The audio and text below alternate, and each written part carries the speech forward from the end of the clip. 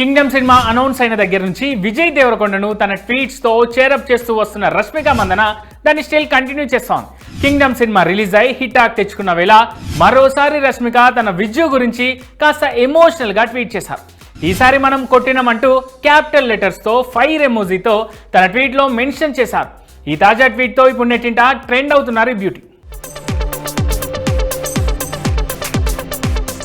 I know how much this means to you and all those who love you అంటూ ట్వీట్లో రాసుకొచ్చిన Rashmika love ఎమోజీతో కళ్ళలో నీళ్ళ ఎమోజీతో విజయ్ను tag చేసింది. కాగా మనం కొట్టినమంటూ రష్మిక ట్వీట్కు విజయ్ కూడా మనం కొట్టినమంటూ రిప్లై ఇచ్చాడు. దీంతో పాటే లవ్ సింబల్ను యాడ్ చేశాడు. ప్రస్తుతం వీరిద్దరి ట్వీట్స్ ఇప్పుడు నెట్టింట తెగ వైరల్ అవుతున్నాయి. అలాగే వీరిద్దరి మధ్య సంథింగ్ నడుస్తుందనే కామెంట్స్ కు ఈ ట్వీట్ మరోసారి కారణమవుతున్నాయి.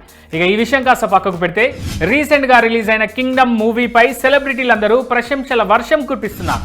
ఇప్పటికే నేషనల్ స్టార్ నాని, మలయాళ star hero Dulquer Salmaan Kingdom సినిమాపై ప్రశంసలు కురిపించగా మాజీ మంత్రి కేటీఆర్ తనయుడు హిమాన్షు కూడా ఈ సినిమా బాగుందంటూ ట్వీట్ చేశారు.